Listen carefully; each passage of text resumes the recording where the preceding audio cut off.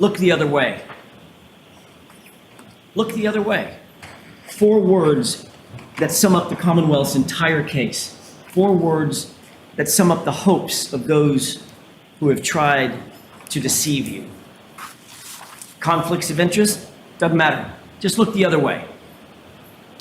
Magic hairs, magic glass. Look the other way. Late night calls and Google searches, falsified affidavits, inverted videos, and butt dials galore. Just look the other way. That's what they want. That's what they're counting on, but the uncontrovertible fact is you have been lied to in this courtroom. And your job is to make sure you don't ever look the other way. All right, really strong opening here and really strong thematic elements. This is really good. So in the same way he started his opening with Karen Read was framed, strong thematic, strong element, he chooses the phrase, look the other way, as his thematic element. And so he echoes that phrase several times and gives an example. So this is an example, once again, of a very strong, powerful opening. He starts with a simple phrase. In the opening, it was Karen Read was framed. Here, it's look the other way. It doesn't have to be complicated, and it's not complicated. It's very simple, sets the tone, and establishes a strong theme that will carry us through. So, outstanding job, as always, right from the start. I am intrigued. Your singular duty is to stare down the evidence and do it unflinchingly and do it unwaveringly. You see, you're the only thing standing between Karen Read and the tyranny of injustice. All right. It's a job you didn't ask for, probably a job you didn't want. But it's the greatest responsibility we have as citizens here in America. All right, there you go. The government stop answering to us, and we start answering to the government. I mean, you know, I love the patriotism and the spirit. That probably goes better even in Boston, in the Boston area, because, you know, of the whole Tea Party and everything. So that strong, independent spirit. I love it, man. That's good stuff. I like it. And low betide any one of us who might find ourselves in the crosshairs of a Michael Proctor. Truth. Preparing for today, I was reminded of a quote. It's a quote about the truth, and I want to share it with you. It is of great importance to set a resolution never to tell an untruth. There is no vice so mean, so pitiful, so contemptible, and those who permit themselves to tell a lie once find it much easier to do it a second time and a third. Yep. This falsehood of the tongue leads to that of the heart, and in time, it depraves all its good dispositions. Nice. What does that mean? It means that it's been observed that to tell an untruth, to exaggerate, to make a false claim, it's a cancer. One lie begets another, and it's a malignancy that grows over time. I really like the poetry. Very good there with a nice quote there. And then he follows the quote with this nice verbiage, this very rich language, the malignancy, cancer, very descriptive, very evocative. It's very, very thoughtful and very caring language. It's just very solid language. And so I really appreciate the way he follows that with such rich language. It shows a real mastery of the English language. Shows someone who actually thought their closing through. Nice job. Ladies and gentlemen, there was a cover-up in this case, plain and simple. You'll surely say to yourself, I don't want to believe it. I don't want to believe that could happen in our community. But sadly, over the past 8 weeks, you've seen it right before your eyes. So how does a cover-up happen? How could that happen? Well, let's count the ways, shall we? Handpick your investigator. Make sure it's someone we know, someone on our side. Keep him close. Offer him help. Offer him a gift. Have secret friends and family meetings. Get your story straight. Delete your call history. Make mysterious phone calls at 2:22 a.m. Delete Google searches. Monitor police activity. Get rid of evidence. Get rid of your dog. Destroy your phones. Destroy your SIM card. For the investigator, decide on a narrative early on. Don't go to the crime scene. Don't take witnesses in for questioning. Question all the witnesses together. Ignore witnesses who don't fit your narrative. Allow friends and family to contact those same witnesses. Don't record interviews, write vague and false police reports, omit witnesses' names, omit witnesses' interviews altogether. Don't photograph the evidence, don't conduct any forensics, don't document the evidence, don't document the logs, don't create any logs whatsoever, and don't maintain a chain of custody. Keep all the evidence in the hands of one person and then manipulate that evidence, including videos. Don't turn over videos, invert videos. Turn 4:16 p.m. into 5:30 p.m. in affidavits. Turn 3 pieces of taillight into 5 pieces of taillight. Delete 42 minutes of surveillance footage, hide personal relationships, make this case cut and dry, and ensure the homeowner, quote, never sees any shit because he's a Boston cop. But most importantly, pick your patsy and pin it on the girl. It's not that it could happen. It's that every single one of those things I just mentioned did happen. Yep. Right in front of you. Yep. There you go, baby. This sort of All right. For my money, this part of the closing is my personal favorite part of the closing. And if anything, I would only want it to be a little bit more enumerated and a little bit more broken out because it was so powerful. But I really like the way that he just basically goes through, here are all the reasonable doubts in a very long list. And he shows basically shows all the reasonable doubts, just one after another, after another, after another. And he really does very well with the pacing. At points he pauses so he doesn't step on his own lines. He's very good with enunciating. He's very good with his vocal variety and presentation, very good with his energy. He breaks it up in a way that makes it very easy to listen to. This went on for quite a while. It was quite a long time on tape. It was 2 minutes, 3 minutes that segment went on, but it was just so easy to listen to. And it just basically distills everything and shows you all the evidence at once. So it's like, if you needed reasonable doubt, here's reasonable doubt 50 different ways.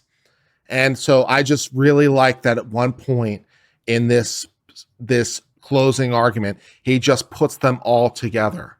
And so that you can see them all together. And then of course, we'll talk about them more in detail later in the closing, but to just show them all together and show them all at once so that their accumulated mass is more apparent is a very, very strong move. Maybe my only thing that I would have done differently is perhaps number them so it's more explicit that how many there are so that you could actually count them, and then I could refer to that number at a later point in the closing so I can actually say it. But other than that, and that's just a stylistic change. Other than that, this is my favorite part, just smashing the state all at once, all in one go, and you just see the holes in the colander appear. It acts as a sieve, and the case just falls through.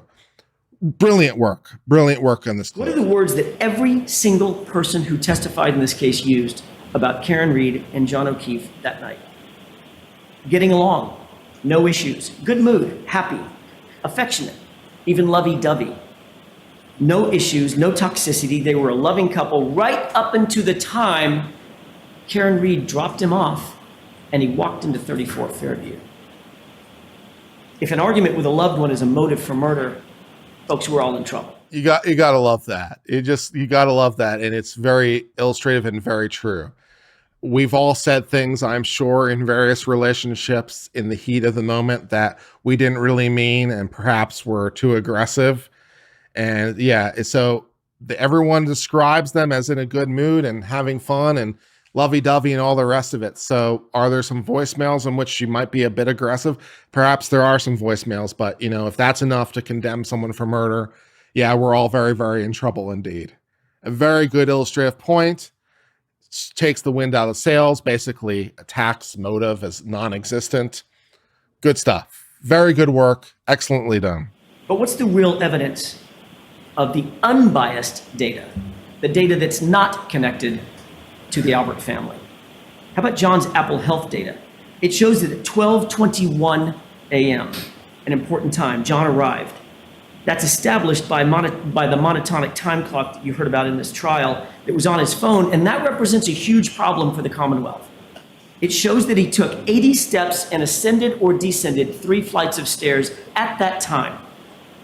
And that makes perfect sense, doesn't it? It matches. Walks into the house, goes directly to the basement.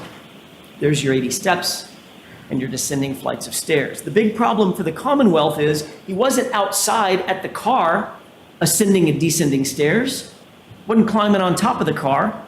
So they'll tell you, wait, don't look at the Apple Health data, look at this other thing called Waze. But Rick Green explained that if you apply the 3-minute offset that is built into that monatomic time. Really effective use of the evidence here to explain how the health data and other data align to show that the victim was taking steps, including doing flights of stairs, which everyone said he wasn't in the house, but his own health data says he was because he's climbing up and down stairs. And what stairs are there? Not much except inside the house.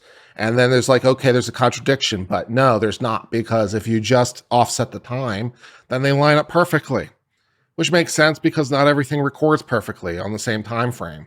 So, you have to adjust the time interval. It's like, oh, okay, so it all comes together. Really good command of the facts, really good command of a perfectly objective piece of evidence to show that he was in the house, despite the protestations of all the people who said he wasn't. Good work. Because by 12:32 a.m., Karen Reed was gone. She had already left the location. She left at 12:30. Trooper Garino told you that Karen Reed's phone connected to John's Wi-Fi at what time? 12:36. It is undisputed in this case that it's a 6-minute drive on a good day from 34 Fairview over to One Meadows. She was gone by 12:30. Phone was taking 36 steps and logging 25 meters at 12:32 after she'd left. So don't be fooled. John walked into that house, after which Karen drove away, and the scientific data all prove it. Well, that's a bit of a blow on the state's timeline, isn't it? Her phone connected to John's Wi-Fi at 12:36. So she had to be there. And since it's a 6-minute drive, she had to be gone by 12:30. That's a bit of a blow to the state's timeline. Yep. That brings up another difficulty for the Commonwealth, and that's their star witness, Jennifer McCabe. You'll recall that Jennifer McCabe claimed that she was looking out the door, staring at that SUV over and over and over again from 12:29 to 12:50. She was very specific about that time frame. But we know that the SUV was gone from 34 Fairview by about 12:30. Had to be in order to connect to the Wi-Fi at 12:36. So unequivocally, Jennifer McCabe was lying about watching that SUV, and it makes you wonder why. And to add to that deceit, she was also blatantly lying about the calls to John's phone. You remember that colloquy back and forth. She said that every single one of those calls to John's phone during that time was a butt dial. Yeah. No. How are those lies connected? And why are they connected? Yeah, multiple butt dials is a bit of a unlikely explanation. A singular butt dial, maybe, but multiple different butt dials that all apparently, trying over and over again. That's a bit of a unlikely explanation. I do appreciate throwing Skeletor under the bus over here. That makes me very, very happy because this woman was, what is the opposite of a treat on the stand? So yeah, that's good work. I appreciate that. Another important point. Chloe was not upstairs. Brian Albert slipped in one of his testimony that he provided. Quote, "I was watching Chloe downstairs, monitoring her because of the other people in the house. She's not good with strangers." Yeah. Remember that testimony. Yep. So what happened next? We absolutely know that John was in the house. The data, Ryan, Heather, they all established that. We know that John ascended or descended stairs. We know that Brian Higgins and Brian Albert excused themselves. How long does it take to have a crossword? How long does it take to have a fight? How long would it take for Brian Higgins to say to John, your girl's been texting me? A push, a punch, a fall, pull Chloe off his arm, and now it's done. I really like the way he walks through the crime scene interior in his telling of the story. And he's just a fantastic storyteller. He has two really good traits as an attorney that are really admirable. One is the attention to detail, because he knows the minutia. So really good attention to detail. And two, he's really good at storytelling. And those are really good qualities. And here he brings out those traits. He brings out the attention to detail to walk through all the players, including Chloe, talks about how these people left the room, talks about how there was a desire to bring him to the scene of the murder, how the one person seemed to want to get with the girl, and there might have been a crossword, and how long does that take? And he just walks through it and he talks about how Chloe was on the ground floor, possibly leading to the scars on his arm. Yeah, I mean, it's just really good attention to detail, and he puts it together in a very easy to listen to, very engaging story. This is, if you can get story right in your opening and your closing, you're there, baby. And this guy knows story. It's a master's class. It's fantastic. But the odd things keep piling up, and here's another. Chloe was the Albert family pet. Not only did she appear to be gone from the house that morning on January 29th, nobody saw her there. Even Jen McCabe admitted, yeah, I didn't see her there. But they actually got rid of the dog altogether. Within months of this incident, the dog was gone, out of the house, rehomed, never to be seen again. This was a dog they had had for 7 years. Also a dog who had a bite history. Why was it so important to get rid of that dog? Was there something about the dog they did not want law enforcement to find out? Yeah, Chloe, the dog, hashtag justice for Chloe, as she has been rehomed to a farm in Vermont.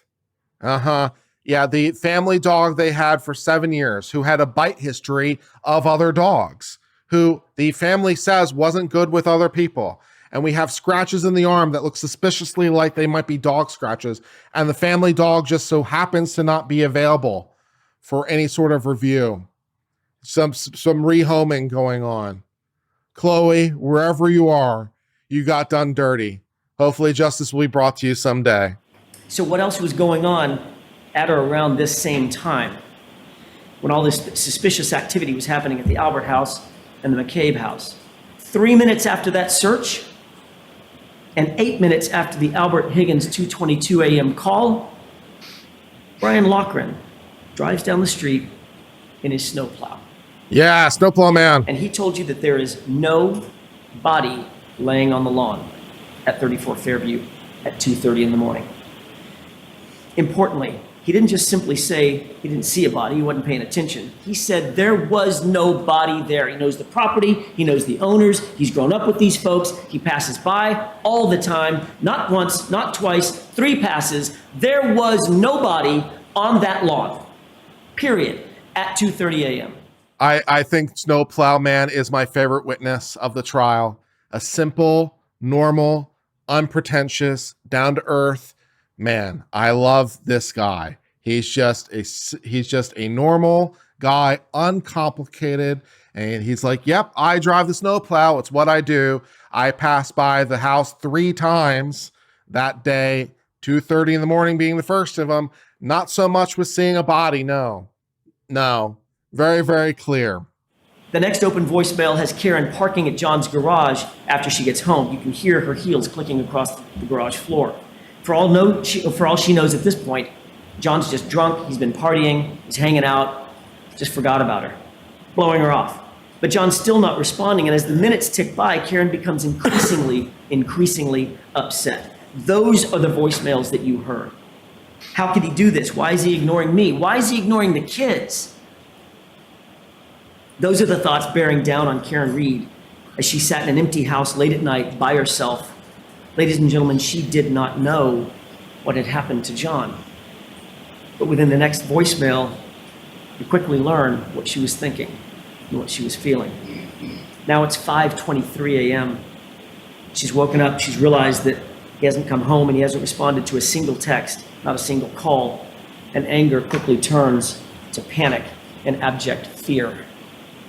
She's so distraught, she reaches out to him again. "John, where the fuck are you?" She says through tears and desperation. And at 6:03, her question was answered and her worst fears are realized when she finds his body laying, dying in the cold in Brian Albert's front yard.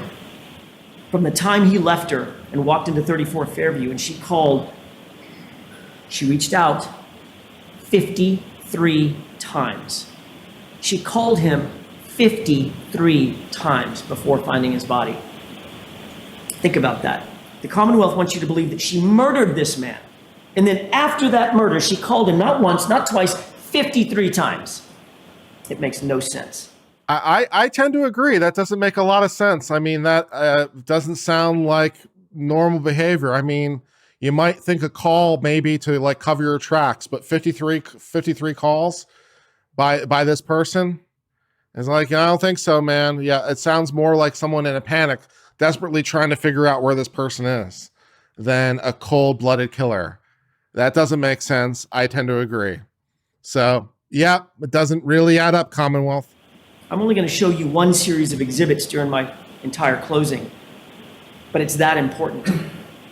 And it's this. Look at the condition of her taillight when she pulls out of the driveway at 5:07. That taillight, and I'm going to choose my words very carefully here.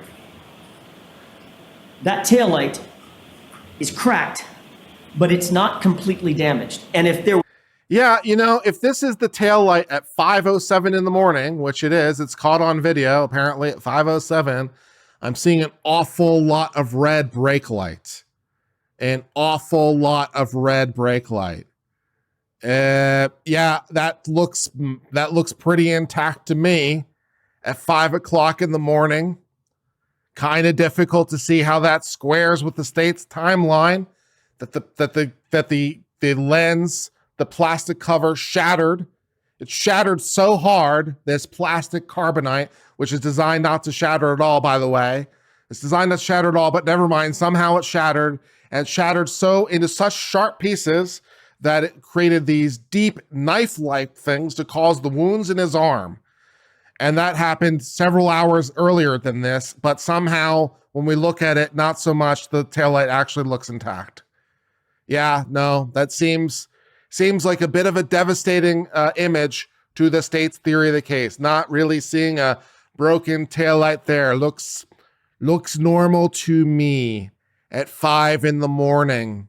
Seeing some problems with the state's theory of the case, it seems to me.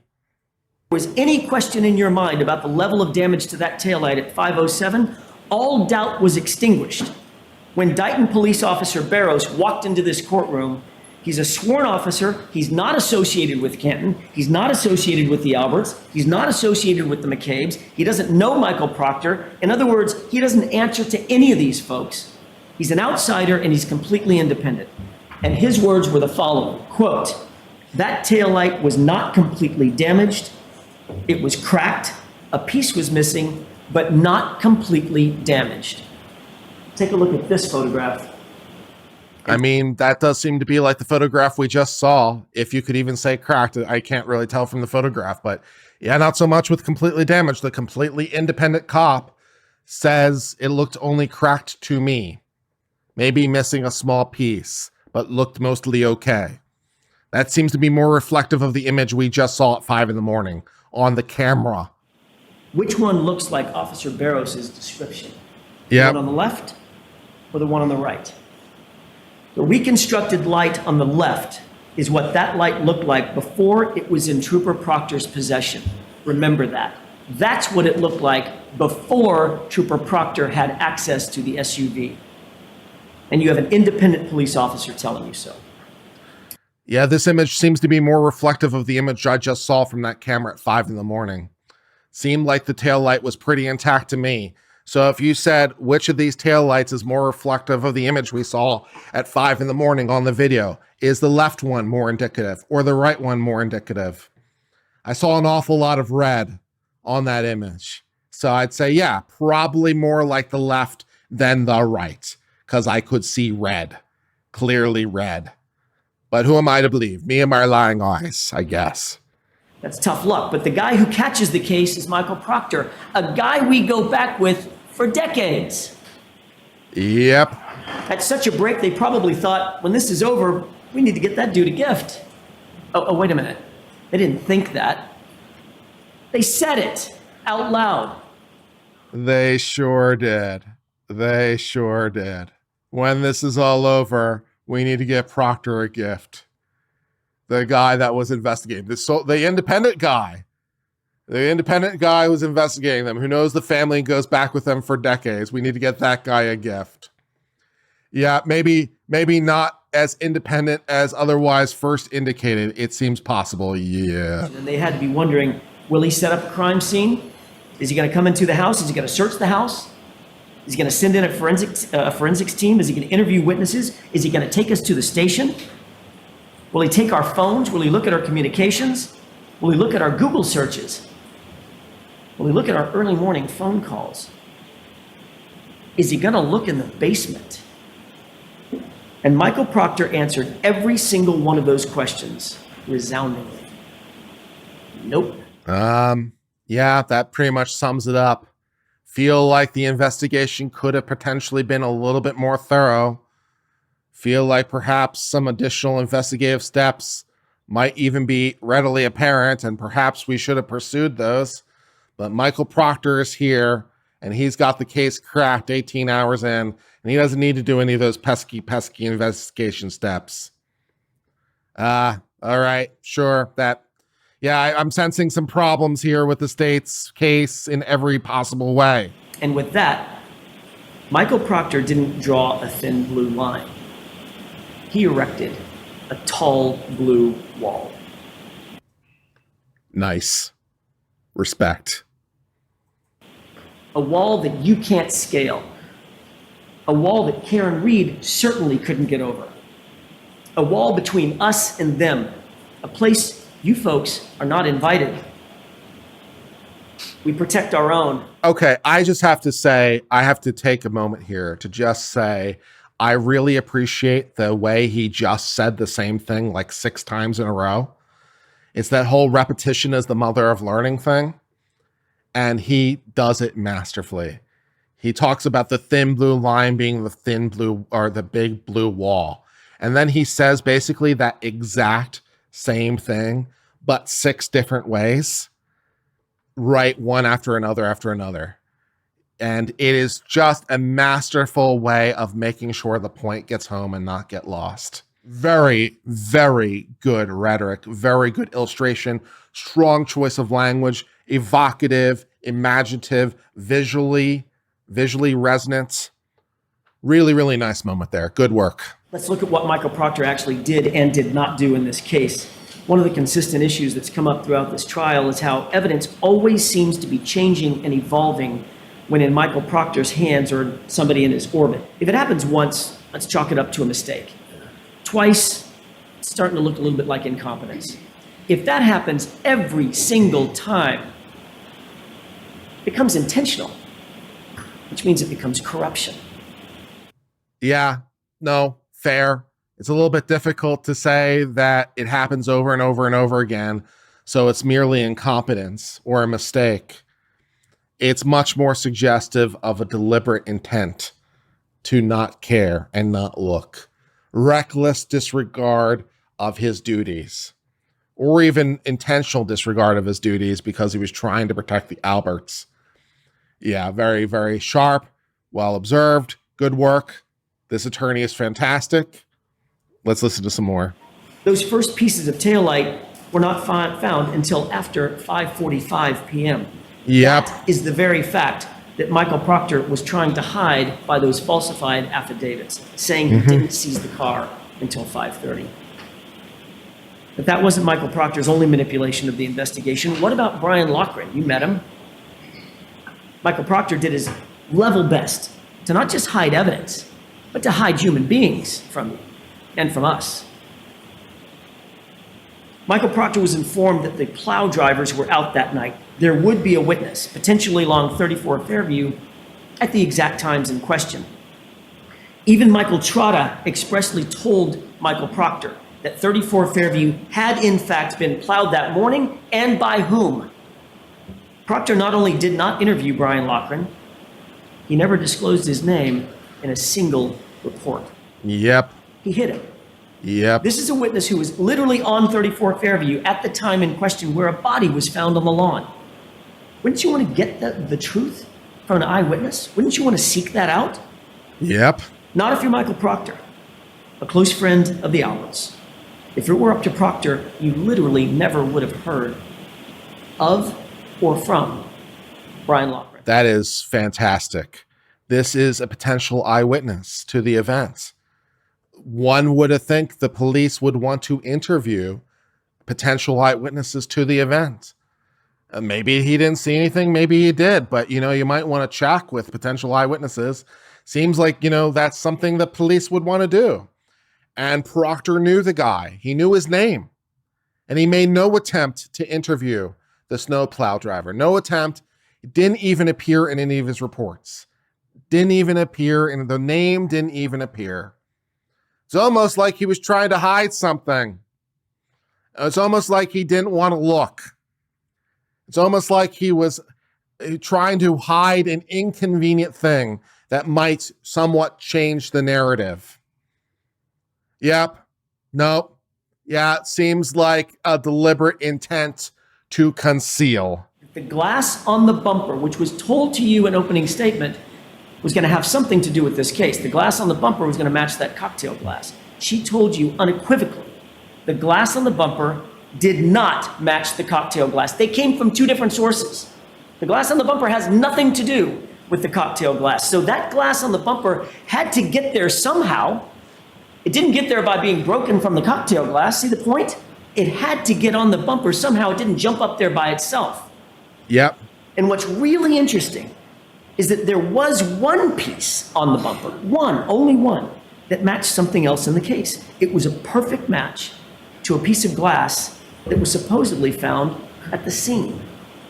Who do you think had possession of that matching glass?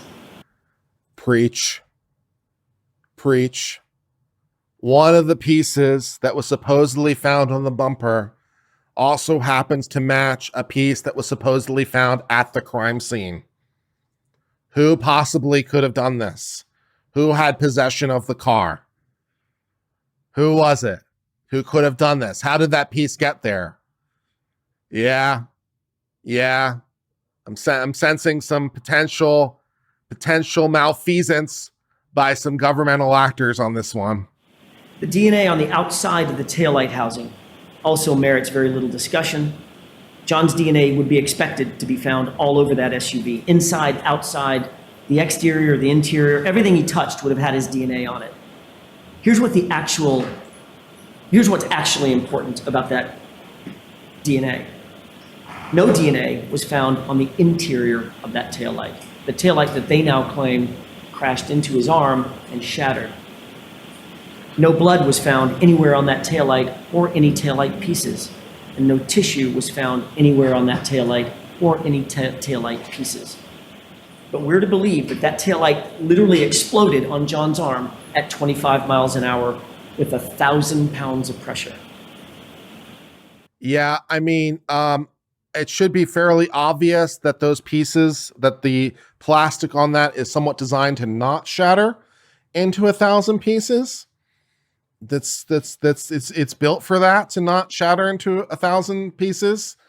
But so that's one thing. And then second thing, none of those pieces, which apparently, again, according to the state, according to their theory of the state, it is the shards of the plastic which somehow shattered into knife-like pieces like plate glass.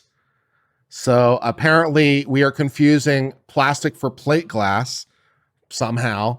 And these knife-like pieces cut up his arm and made all the injuries, yet we found no blood on any of the pieces, nor any tissue on any of the pieces. And these are the pieces that are supposed to have caused these arm injuries. That doesn't seem very plausible. I'm having a very difficult time with that one. Not one drop of blood, despite the many shards cutting up his arm. Not one drop of blood on any of the plastic. or one piece of tissue. Yeah, no, I'm not really buying that story, government. Not feeling it. We talked about the evidence doing very funny things when in Proctor's possession or the possession of somebody in his orbit. Now think about the videos that you saw. How many videos appear to be somehow manipulated or altered? Just about every single one of them. Yep. Look at the video of the Sally port. Let's take that one, for example, that grainy one. It's missing the exact time that would show the condition of the taillight when it was pulled in to the Sally port. Pretty important time, wouldn't you think? Yep. Did someone not want you to see what the condition of the taillight was at that exact time? You got to love that. You've just got to love that. The video just happens to be missing the exact time of the arrival of the car, which would show, for example, the condition of the car, and just happens to be missing that segment of time. What are the odds? They presented video showing what was clearly the right side of the car. They asked questions about the right side of the car. You'll recall, Mr. Lally asked Sergeant Buchanan, did you or Trooper Proctor ever go at, or near the right side of that taillight? And while he was asking the question, what appeared to be the right side of the car was looking at you. The video was still up. Buchanan paused, turned earnestly into the microphone, stared at you and said, never. We never went anywhere around that taillight. While he was showing you the right side of the car. And that trick might have worked until we got up to cross-examine him.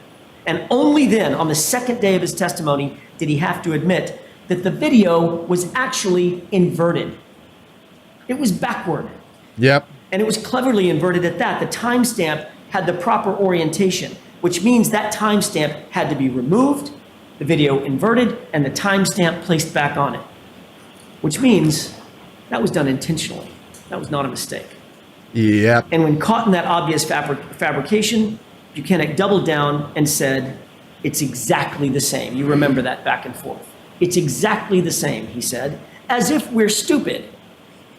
Is it exactly the same, or is it exactly opposite? Ladies and gentlemen, you were lied to. There is no other way to say it. It's inexcusable. It's abhorrent. But it's also a paradigm of everything that the investigators have been willing to do in this case. Lie, obfuscate, manipulate, alter. And when they're caught, they just excuse it away. Doesn't matter. It's the same thing. What's the big deal? Just look the other way. Yep.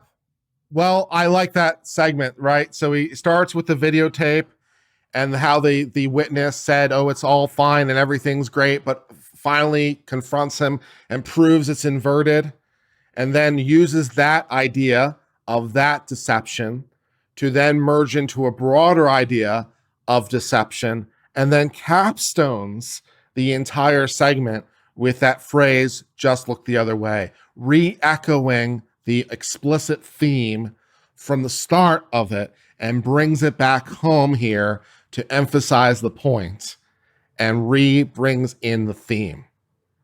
This guy is one of the best storytellers for lawyers I have ever seen in my life. He is very, very good at story. He's very rich with his word choice and vocabulary. It's visually evocative. It's emotionally evocative. He repeats without it being repetitive. He uses slightly different words or slightly different ideas to echo the same point so you don't miss it. Brings in the theming, brings in the idea, moves from topic to topic in a way that's extremely followable. I mean, as far as storytelling for lawyers go, this guy is masterclass. I mean, you could do it a different way. It doesn't have to be done this way. There are other ways to go about it. So there might be other ways to do this in a way that would work, but this way is masterclass. So just bravo all around. Let's talk about what the real evidence actually shows, the unassailable science. Let's talk about the truth.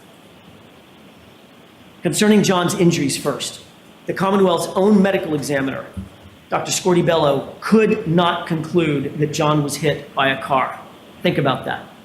And she would not even say that it was a homicide. She told you without any dispute in this case, quote, evidence pointing toward one manner of death is no more compelling than evidence of a competing manner of death, end quote. Her words, not mine. She went on to say it's just as likely that he was punched and fell backward. His injuries are consistent with that. In fact, in her expert opinion, his injuries are consistent with a physical altercation, as she testified, but they are not, in her words, not classical injuries from an auto pedestrian accident. That by itself is reasonable doubt. But the evidence... I mean, pretty much, right? Pretty much. The state's own medical examiner said that these injuries are not consistent with a pedestrian accident, which of course they're not. No bruising, no broken bones, no fractures from a 7,000-pound car going 25 miles an hour, all hitting his arm. Not sure I need an MD to reach the conclusion that 7,000 pounds of car going 25 miles an hour, all hitting his arm, should probably leave some sort of bruising and probably more severe damage. And even the ME has to confess the truth because, yep, pretty much it's bullshit to say this was done by a car. We introduced you to not one, but two thoroughly credentialed medical examiners or medical experts, Dr. Sheridan and Dr. Russell, both of whom said John's arm injury is consistent with an animal attack. Mm-hmm. Dr. Russell studied, diagnosed, and treated up to 1,000 animal wounds. She's an expert in animal wounds, and she was unequivocal. Those wounds are from an animal, likely a large dog, which means that John was attacked inside the home where Chloe was. There is no other possibility. And Dr. Sheridan, for his part, with thousands of 13,000 autopsies under his belt, decades of experience as the chief medical examiner who's triple credentialed in anatomical, forensic, and neuropathology, he told you that John's injuries are inconsistent with a motor vehicle accident or incident. I mean, that does sound like a lot of credentials between the two of them. The triple credential, pathology, emergency medicine, all the rest of it. Sounds like these guys might know what they're talking about. They don't buy it. Yep, that makes sense. They reviewed this case. They did testing. They did analysis. They evaluated the case scientifically. They were not hired by the defense, not by the Commonwealth. They're completely 100% independent of any party in this case. And they were equally available, by the way, to the Commonwealth. But do they have an associate's degree? They explained that John's injuries were not caused by being hit by Miss Reed's SUV, and that the SUV was not damaged by coming in contact with John O'Keefe's body. That should end the inquiry right there. Both sides of the equation. From a physics, engineering, and biomechanical standpoint, they established that John O'Keefe was not struck by Karen Reed's vehicle, period. Yep. And that is yet another fact that establishes reasonable doubt and should put an end to this case. Kind of sounds like reasonable doubt to me. I mean, you know, they got two MDs and two engineers with many degrees. One of the MDs literally wrote the book on animal bites. One is a forensic pathologist, studies this stuff. One is a biomedical engineer. One's a mechanical engineer. This is what they study. They do this for their living. And they're all like, nope. When we actually know formulas, we can tell you what the formulas are because we know science. So yeah, I feel like that's quite a lot of reasonable doubt. Yeah, that's good. So instead of calling the ARCA experts, which they had available to them, the Commonwealth chose to introduce you to Trooper Joe Paul. You'll remember his testimony. Yeah. I think I'm being kind when I say that Trooper Paul's analysis lacked credibility. I would somewhat tend to agree. I mean, you know, he does have that associate's degree, which I don't believe any of the defense's experts had. I don't think any of them had an associate's degree. So Trooper Paul does have that going for him. The only one testifying who has an associate's degree.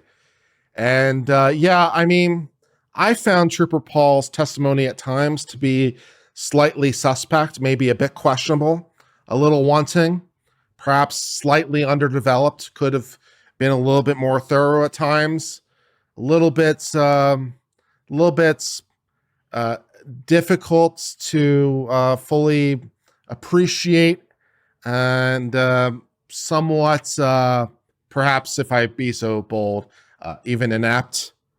Yeah, I did leave myself in wanting more. I have to be honest on that one. Trooper Paul wasn't really doing it for me. Trooper Paul lacks the experience, the education, the training, the background, and the knowledge to not only render opinions on these issues, but to even understand the issues themselves. He makes the absurd claim that John was hit on the elbow area of his arm by a taillight. He was spun to the left in a pirouette. His arm stayed on the light long enough for the shards of plastic to explode around him, scratching his arm even though he was wearing long sleeves, then projecting him 30 feet to the left, but not before making a stop to hit his head on either the curb or the pavement, before coming to his final resting place with his unbroken phone tucked neatly under his body. It's nonsensical. It borders on laughable. I disagree. I don't think it borders on laughable. And what of that right arm? According to the Commonwealth's best and brightest, Trooper Paul, John absorbed the entirety of the collision, the whole collision. I do love the shade. I love the shade. The best and brightest, Trooper Paul. 10 out of 10 shade.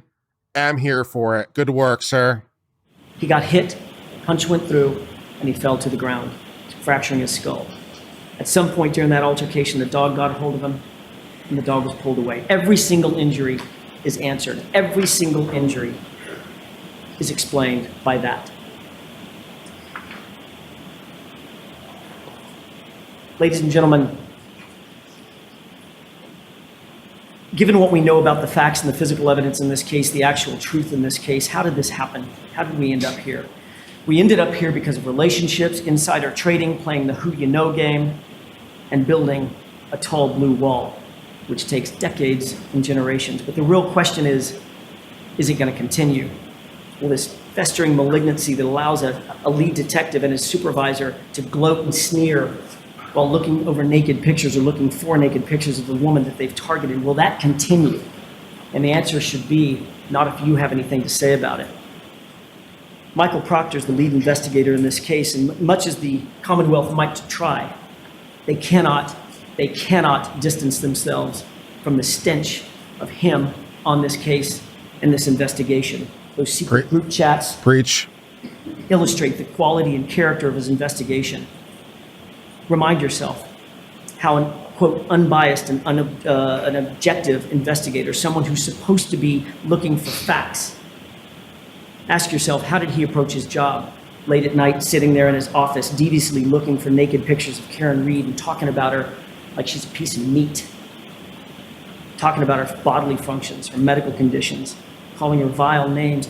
I don't even have it in me to repeat what he said about her. He reduced her to an object, and he went further by insulting her. He went further than insulting her, and he dehumanized her. And when he was done betraying that very humanity, he wished for her to commit suicide. That, ladies and gentlemen, is how you frame someone. That's how you dehumanize someone so viciously that you can just pin it on the girl and cover for the homeowner because he's a Boston cop. That's how you rip a person's life apart and sleep like a baby while doing it. Mm-hmm. And then further that by saying, I hope she kills herself. Ladies and gentlemen, I just began the discussion this afternoon or this morning with a quote about the truth, and I did that because that's what this case is about. Top to bottom, tip to tail, it's about the truth. Not hiding it or concealing it, but exposing the truth. The truth is immutable. It's not a feeling, it's not a whim. It's unflinching, it's unchanging, and it's everlasting. That's why the law is steady. That's why it's not captive to the whims of people drunk with power who think they're above the law, who think they're above scrutiny. That's why you stand as the guardian of justice and the protector of justice. The law demands the very integrity that Trooper Proctor and his investigation lacks, and it requires that you cannot convict Karen Reed unless the Commonwealth has met its incredibly high burden to prove every element beyond a reasonable doubt and to a moral certainty. And a moral certainty is defined as the highest degree of certainty possible in matters related to human affairs. It's the highest degree possible in your life. That's the level of certainty. Well, my friends, that was a very good closing argument by a very experienced attorney. Outstanding attention to detail, outstanding story, and good follow through all the way around. It was a fun ride, good use of language, good use of illustrative language, visually evocative language, very, very good presentation, nice integration of the evidence, wonderful explanation of all the reasons that there are to doubt this thing and all the rest of it. So, I mean, this is a masterclass closing. There are other closings by other attorneys that are masterclass, so this isn't necessarily the only way to do it, but it is definitely an exemplar of the style that he was going for. Truly well done, and finding any faults at it are nitpicking. So, and it's just stylistic at that point. It's really hard to say there's anything fundamentally flawed. So fantastic job by the defense in closing, and hopefully we'll get a not guilty verdict very soon. So we'll see how this all wraps up as the trial comes to an end.